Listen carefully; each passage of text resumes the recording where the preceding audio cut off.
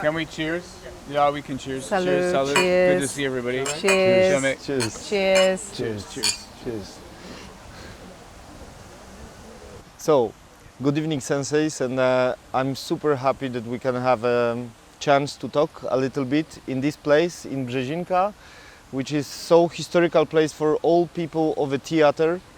This place was bought in the 60s by Grotowski, by one of the most important theater directors of the world, not only Polish directors, the one who's the author of so-called Second Reform, and the one who have been interested in the human being to the core of the being. So, just to tell briefly, his concept was that the theater is a place of meeting. So if we want to make a meeting, if we want to meet each other, we need to get naked. So we need to strip off theater of all the decorations or of all the things which are helpful to hide. So if you can have a naked actor and then the viewer, one is enough to be ready to receive the message and to have this kind of interference between each other and the human relation, human vibration, then the magic can happen. And the theater, in the concept of Grotowski, was not the place of entertainment, but the place to ask the deepest questions of what the human being can be. One of my favorite texts of Grotowski is how we could live, what the life could be. This is such fundamental questions, and sorry to speak about myself a little bit on the beginning, but I found these questions, these deep questions in Aikido, in concept of Osensei, and of course it's represented strongly, as much as I know, in a teaching of Chiba Sensei. That's why, for me, it's just unbelievable that in this place, where people from all around the planet were coming to meet Grotowski and to explore with him how they can kind of question civilization, question the culture which is given, and to find something deep inside and to follow and to refine the humanity. What exactly does that mean to you? How life could be led if we truly lived it? So what do you mean by that? From the perspective of theater, his investigation was how much we can seek for the truth between us, how much we can share very important moments and build the life from this intensity, cleaning it up from everything what is artificial, what is added, what is just decoration, what is a kind of mask, which allow us to spend time but not squeeze it. Does that mean also from a social perspective and a societal perspective, was that also involved in his work, or was it human to human with a sense of striking away these added aspects? I mean, was he also looking for that? That was all the levels. It was starting from meeting one-to-one, but thinking also how we could construct our reality, even the ecology, even the connection to the nature. That's why we are here. How we can reconsider all the concept of the human being in the life and in the world. So is that a reason behind why this location was chosen for this Absolutely. building and this workspace? He needed this to step out of let's say obvious environment of the city, of the village, of whatever, to come back to kind of beginning. He was calling it via negativa. So let's go against the stream, let's go against the time. So what does it mean, via negativa? Does it mean to go against the stream? To strip off, to question if I really need this, and then you come to something simple, something basic, and you build from there. Or you explore this spot of the simplicity and the honesty.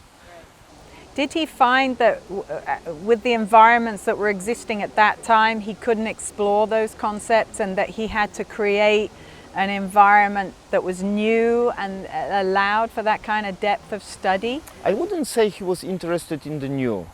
He was interested into remembering what was valuable which we already know but we forgot, and to bring it back to the light, Right. to make us remember ourselves.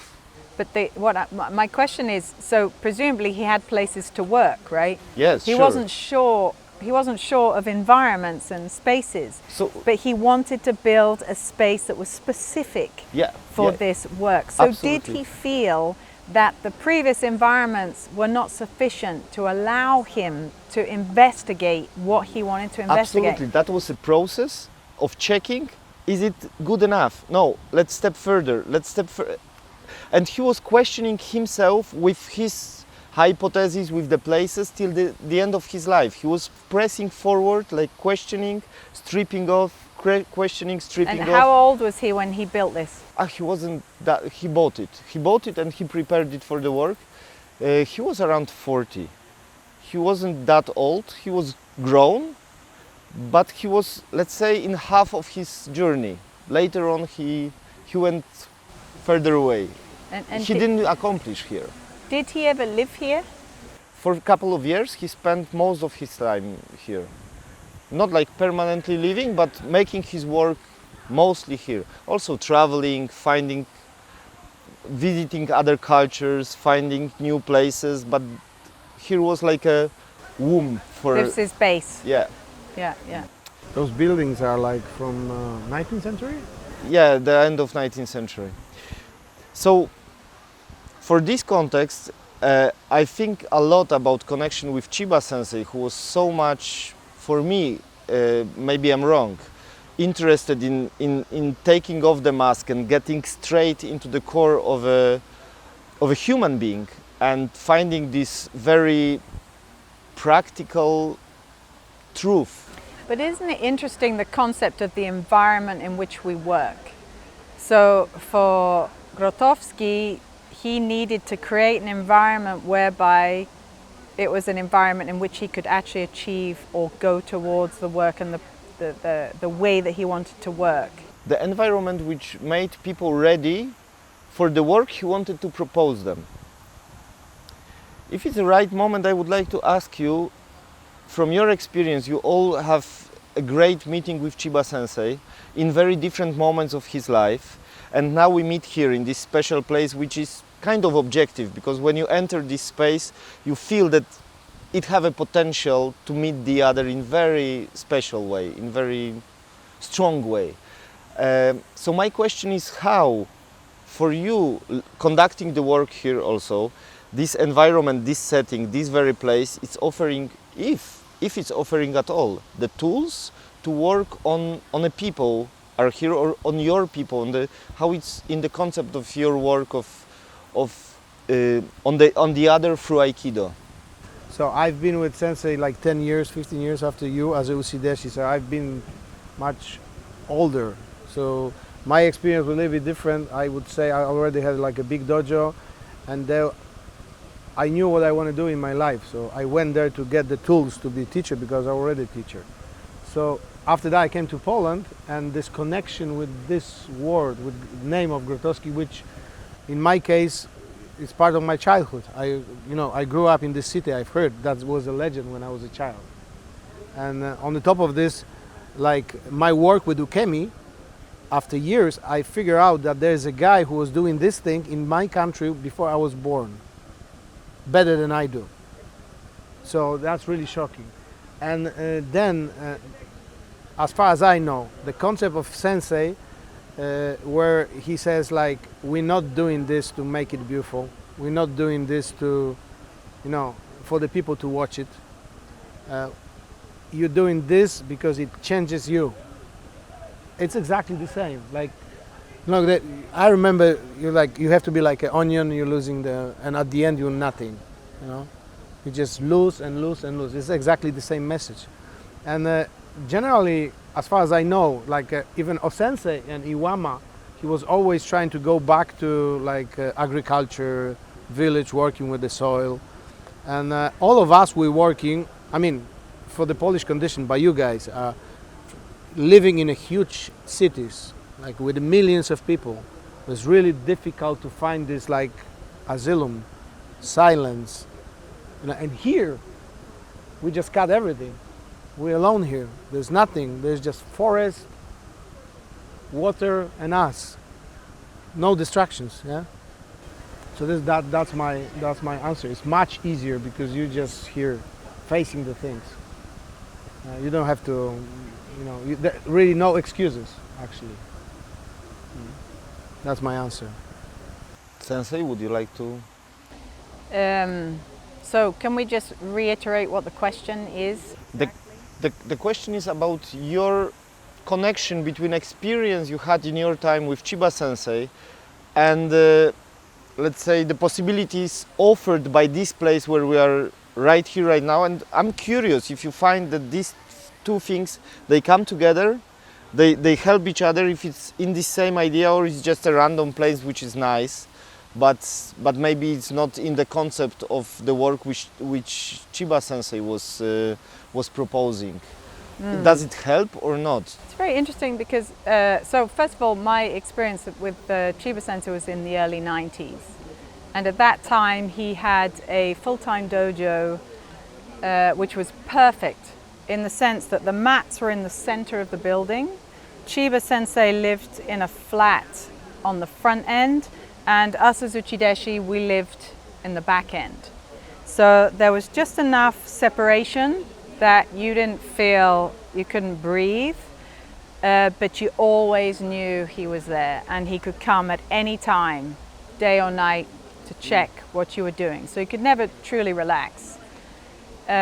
So in terms of an Aikido space, for me as an Uchideshi and a serious student, it was perfect. In terms of how this relates, I come now to this space as a teacher. So I come from a different perspective. And sometimes I wonder how wonderful it is for people who come as students. They can step into this space and they just enjoy the practice so I don't have that experience today. Today I enter this space and I look at it with respect to, is this a good space to transmit this art? Can we work with it here? And from that perspective, this space is perfect in the sense that it has the same. The teachers are sleeping over here, the students are sleeping over here, and the mat space is right in the center. And there's nowhere to go, like Piotr Sensei says. There's no escape. The closest electricity is how many kilometers away? The electricity source is 2 kilometers. 2 kilometers away. There's no Wi-Fi. It's perfect. So I would have to say it's almost like a twin to the first space I ever encountered my teacher in Fairmont Avenue in San Diego. So yeah. That's so interesting because the place where we placed the dojo right now was the main working space in time of Grotowski, and his room was on the left side. And the rooms for the participants were on the right side, and it was exactly this setting what you're saying, Sensei. But do we have it opposite this time? Right now we have a So we're opposite. sleeping where the students would sleep, and Yeah, the students are sleeping where he would sleep. Just after he left, we needed to rebuild it because the building was destroyed. Right. So that's why we made this change. But in terms of architecture, of a concept, you described it perfectly, Sensei. Yes, because you need the pressure cooker feeling. You need that. You need to know that the boss is always close. But you also need to feel like you have a little space where you can take a breath. And of course, we don't have to talk about the nature because it speaks for itself. It's surrounding us. And Sensei, would you like to add something from your perspective? I was in San Diego. Well, I saw Sensei many years before I became his direct student, but I was his direct student and living in the dojo in later 90s after Toko Sensei. And yeah, to be around Sensei was like this fire for me. My relationship was very different even than my relationship with my own students now. It was like being next to a fire all the time. It was all the time hot, and you had to be able to withstand that and not collapse in front of that, but not get too close. So in terms of, I was there for a year or so living in the dojo, and then I was fortunate to travel with him for about 10 years, which was a different kind of experience, which is probably, in my opinion, more difficult than living in the dojo, because there was many things to take care of. But in that way, this space, or having a seminar here, like Piotr Sensei's students have to take care of many things. You have to worry about the food, and you have to worry about the toilet paper, and you have to worry about the teachers, and you have to worry about where the students. There's many things to organize. So the conditions, in a way, are very favorable for that. They create a kind of demand on the student. And, but at the same time that I'm saying that, I would say that all three of us are a little bit more generous than our teacher was, meaning that we are more approachable than our teacher was. We spend more time with our students, and there was more of a, for me at least, my relationship with Sensei was very, very traditional. There was like a wall. There was no asking hundreds of questions, right? So this environment that we're doing something today has an element of that, but it's also in a little bit different situation where there's a little bit more, from my perspective, approachability between the teacher and the student. And I don't know also what Sensei was like, for example, in London, because I've heard stories that it was a little bit more like how it is now. So I don't know how we'll be when we're 60 or 70. Maybe we'll be like, no, to the students. We've had enough of like the, right? Or we'll be a little bit more like that.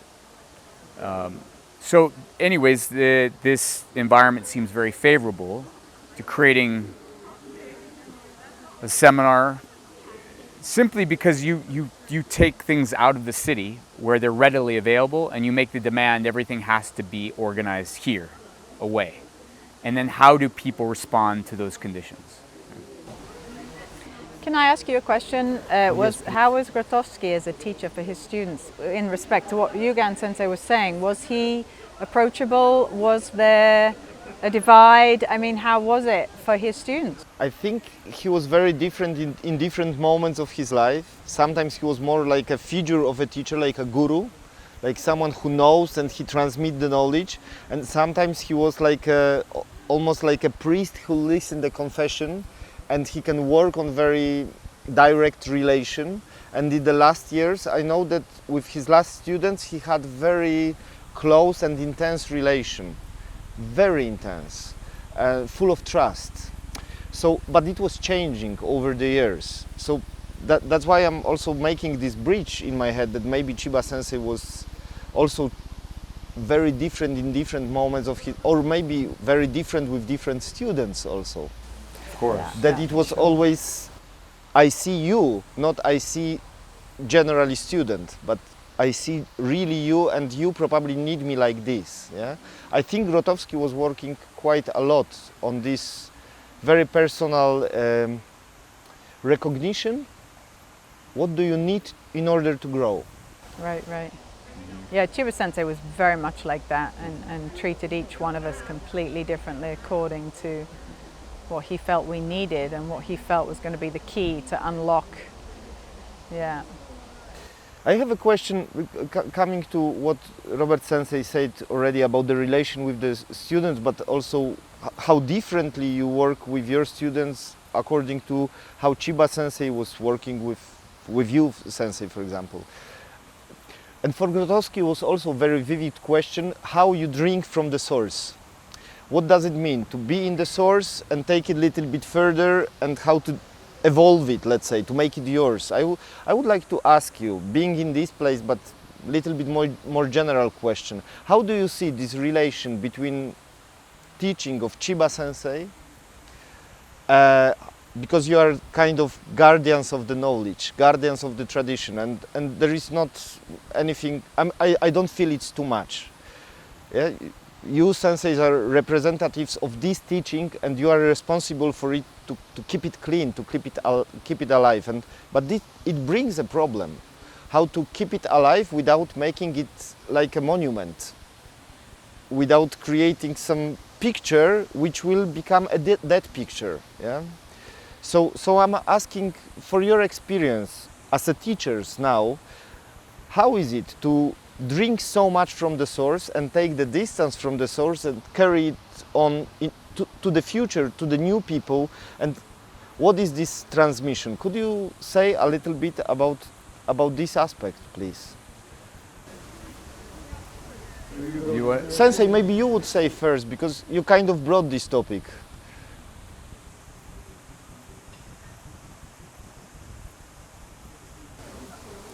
The essential question is what are we doing this for, right? If it's really to wake somebody up, or for myself to wake up more and more, and what's needed is whatever's needed at that moment. So in this time, in this culture, whether it's Poland or Greece or America, maybe this works at this time. Maybe for Sensei in England, a Japanese man with this karma in England at that time, this worked.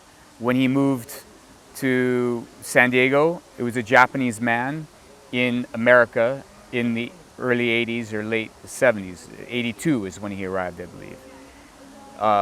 What's going to wake somebody up in Poland, in this culture, with this karma, with the, Piotr Sensei was explaining to me everything that Poland has been through historically.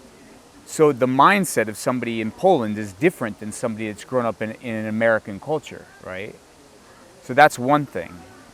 And the other thing is, as a teacher, what is my capacity, or what is her capacity, what is his capacity? Meaning, like, what can I do?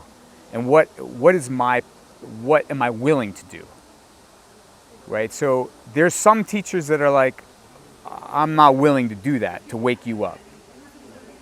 Right? Or maybe another teacher would do that. So those are all behind kind of your question. For one student, like I have one student, I could take this person and maybe I will hold him underwater for a while until, if I know that he's going to wake up. With another student, I'm never going to do that because it's too much. For one student, you can slap and it's okay. Another student, you can never touch them. So coming back to Chiba Sensei, I think he understood that very well. And that's why his relationships with people were different. He saw with this student, this was okay. And with this student, it's not going to work. So if you're a kind of teacher that's just a hammer, well, then all your students are nails, right? But if you have many different tools in your toolbox, you can use many different things. So in the beginning, I feel in my teaching, I was very limited. And as I've gotten older, I can do different things because I see that, as you were saying, that every individual is different. They have a different karma, a different history, and this is going to work with this person and not work with that person. So I try to take that principle from Chiba Sensei, but at the same time also recognize, like, I'm not a Japanese man coming from Japan teaching in New York. And if I was, things would be different, maybe, right? Chiba Sensei told me, I was telling Toko and Piotr, he said, you should study acupuncture too because you don't have the right face to teach Aikido. Meaning you're not Asian and people expect your face to be Asian to be a martial arts instructor. So that hasn't been a problem for me, but that was his impression. You see what I'm saying? So I think we have to work in our time. Our time is now in 2022, and how do we respond? The generation that even how we were taught, there was no cell phones, there was no internet like on your phone. It was a very different culture. Now all of my students have this all the time, and how do I deal with that? There's a lot of trauma, people coming to my dojo. Sometimes I feel like I'm teaching just to alleviate their trauma. I'm not teaching even a martial art.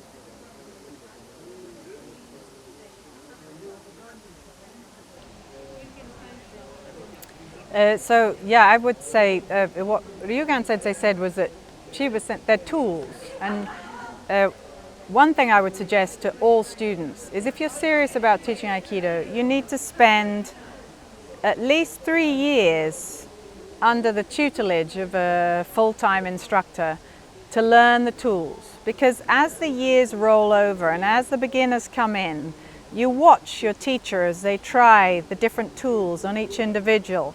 And if you're there long enough, you see, the hard, heavy hand didn't work with that one. The soft understanding worked with that one. So you, watching your teacher, you see, okay, these are the tools, and you see when they put them forward, when they are effective, when they're not effective. And for me as a teacher, what I feel I received from my time with Chiba Sensei was being there long enough to watch the rotation and watch him work with individuals long enough over enough years where I watched the tools in practice and I saw them coming to fruition, and that one broke through. That one, so I watched the tools in motion. And then as I became a teacher myself, I practiced the tools. And as Ryugan says in the beginning, you can't use all the tools because you don't understand them yet, but you practice and you make lots of mistakes along the way and you lose students through this. And you go through this process of refining your tools, and then they have to come together with who am I as a human being. Because in the beginning, I tried to use Chiba Sensei's tools as Chiba Sensei used them. And of course it doesn't work, because as Ryugan says, we are not Chiba Sensei, we are different individuals. And so now at this phase, I have learned how to adopt the tools that I received from my teacher to suit me as a human being and as a teacher. And I like to think they're a little bit more effective than they were in the beginning. But to know that, you'd have to ask my students or have a look at them, make up your own mind. Yeah. So we were talking, if I understood your question, it was like, what's the role of Chiba Sensei itself now? I believe in our case... How much you stay close, how much you move away. I mean, I think it's, in our case, when we have a permanent dojos and this is our job and life and everything, this question is really easy to answer because this evolution is natural for us. It comes, there's no other way. I believe if you're amateur, you may turn in someone who will be like a caretaker in a dusty museum of Chiba Sensei. You're meeting your student twice a week, and in 70s Sensei was teaching like that. We don't have a comfort of this because the truth is, when I've been there and we had like hundreds of conversation with Sensei, almost never we talk about Sensei. He never talked about that. If someone asked him, yes. And Sensei was his Chiba for us. So the thing is, and this is like organic and really natural for us. The most important thing and really essential for me is my relation with these people. Individual, solving, as you said, solving personal problems. I don't have time for, story about Chiba Sensei. He is our father, it's set, we learn from him. And as you said, the tools change, we have to work, those are people's lives decisions, they depend on us. This is serious stuff. You can't talk about childhood all your life, I think. It's like George Lyon Sensei said, that's right. Beautiful, like now is now, past is past, Don't stuck in old people talk, We have huge respect. He saved our life. He gave us life. And thank you. And he will be always with us. Lives go on. Everything is changing. We have to keep going. That's my answer. But without the roots of the past, we don't have a present. That's true. So we have to keep that alive. And I think that's the beauty of these kind of properties, these kind of places, that the root of the work that was done is alive and breathing in there. So even the young teenagers that are here for this camp, whether they know it or not, it's coming into their system that there was a history to this practice and it's been going on. And somehow we have to make that in our own spaces, right? And I'm making a brand new space now. That's On the seed of something that has been in my life for 30 years, I'm planting a new seed. So how to bring that depth of root of Chiba Sensei's practice to a new seed that has been being planted now. And we'll see how that... So it's actually, let's bring the I'm sorry, this is the question I'm asking myself all the time. It's like, who is, right now I'm watching at the dojo and I'm like, at least in my case, really easy to get distracted, like in the past and relation with the people. My question is, I look at the dojo and say, who is Chiba now and who is Usideshi now? You know what I mean? Right now, who is actually listening? And you know, don't be stuck in like relation with the people who are already past. But I'm just, you know, evolving it. It's done. It's finished. Cut it. And now there's another one. That's his time. I don't want to waste his time. He's me now 20 years ago. He needs my attention, you know. And suddenly he's out, and that's my job. I think. Actually, it's a big challenge. I have a big problem with this.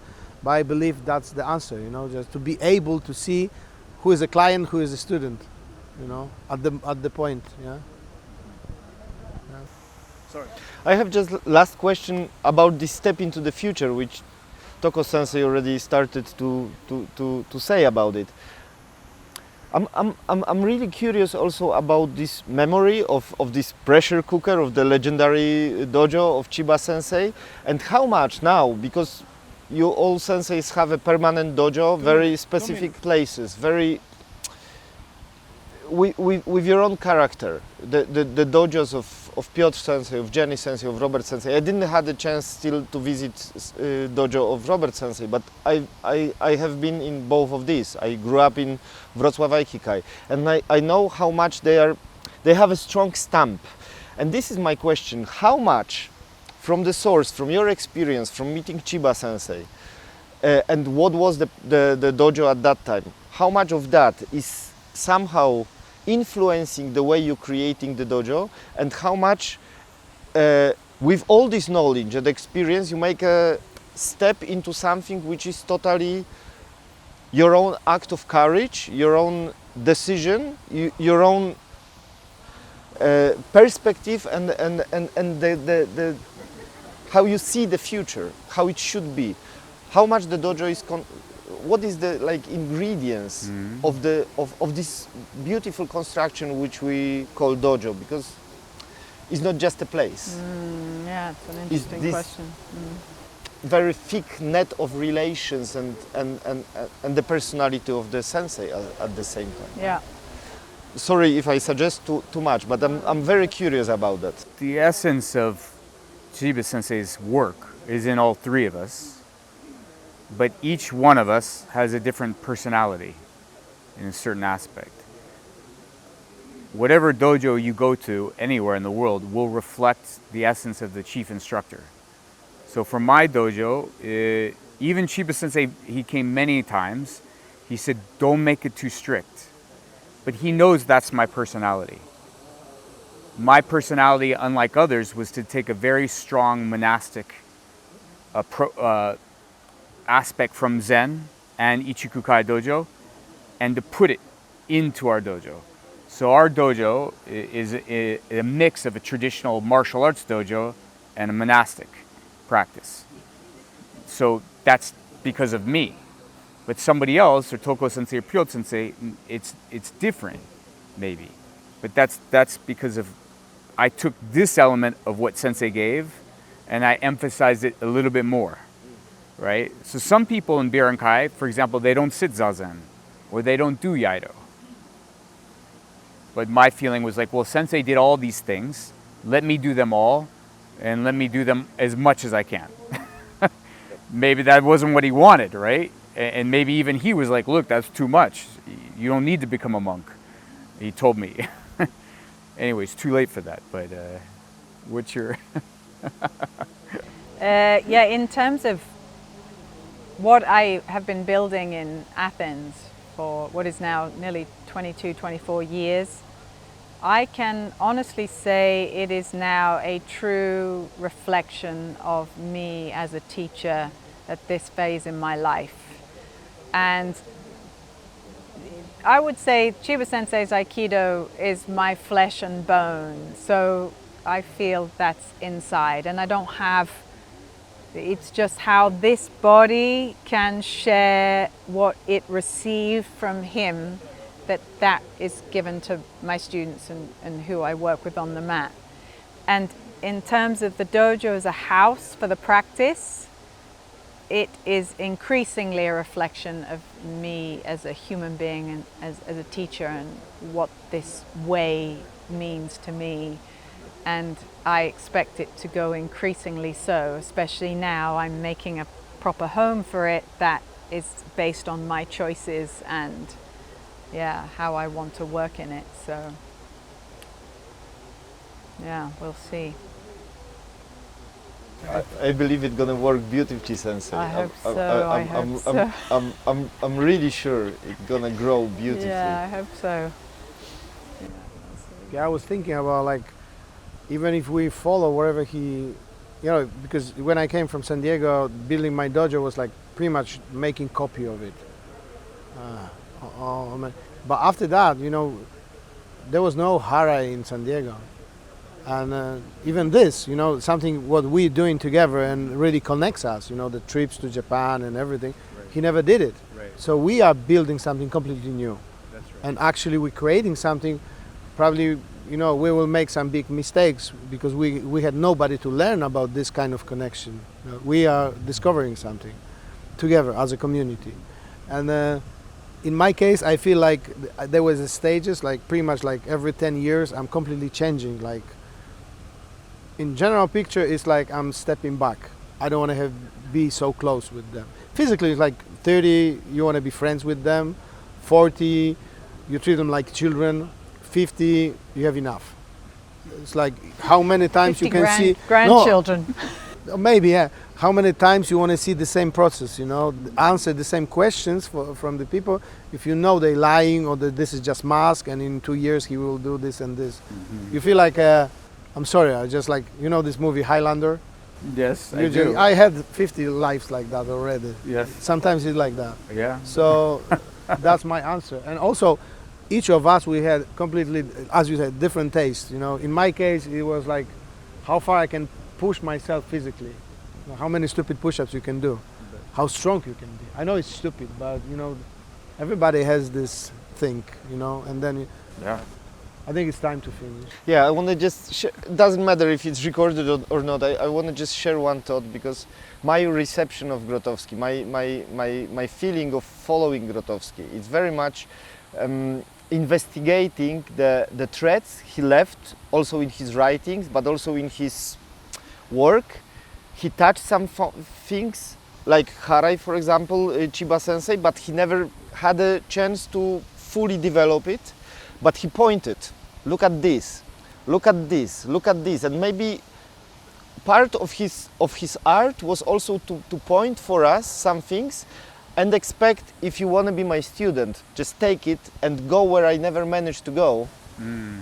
And it's your responsibility, and then you can grow, you can be bigger than me, or you can discover something. Because I leave you the threads, you can take it and go into unknown. And it's super inspiring for me, and it makes again the parallel between Chiba Sensei, because I believe personality like Chiba Sensei is absolutely acting very similar way. And he will give the threads and say, please, it's your coins, invest. And I one of the things that's been happening to me recently is through the Aikido practice and what I'm starting to understand about Aikido and this practice, I also am starting to feel more connected to things I have read about O-sensei and what he was talking about Aikido.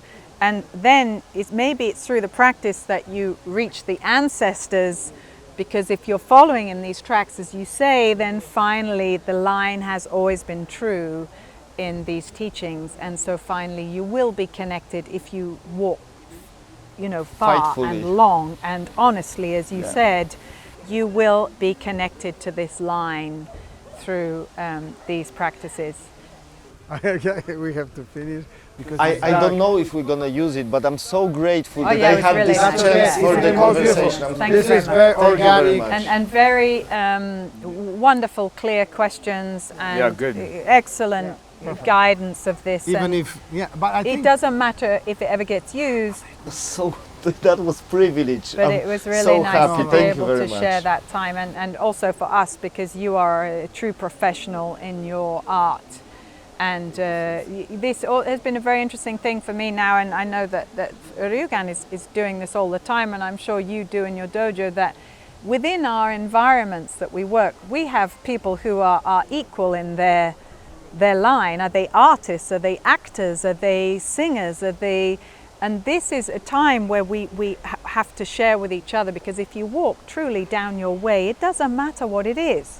If it's an honest direction, we will all meet in this place of realization. And I think for me too, I speak for myself, it's very special to sit down with someone Thank of you. your That was more the privilege. stature Thank and you. your work too. So thank you. also this getting dark here is really natural. This is like, we don't care about the lights, and if Is that anyone right? is It gets watching- dark naturally in the world? But Yeah. if we have sound, maybe we can use some pictures from different moments. Yeah? The sun going down once in a while? This is very zen. It's like we're disappearing in the darkness. That's right. Yeah. There's just And keep going. like Grotowski, we don't care if anyone watch it. Yeah, We that's did it for right. ourselves. The Nobody- best yeah. work is when it's made for no audience. That's Yeah. it. Well, it That's has when to you're be. the you know what? finest, It has We to feel- be we feel organic. it's finest like it. work.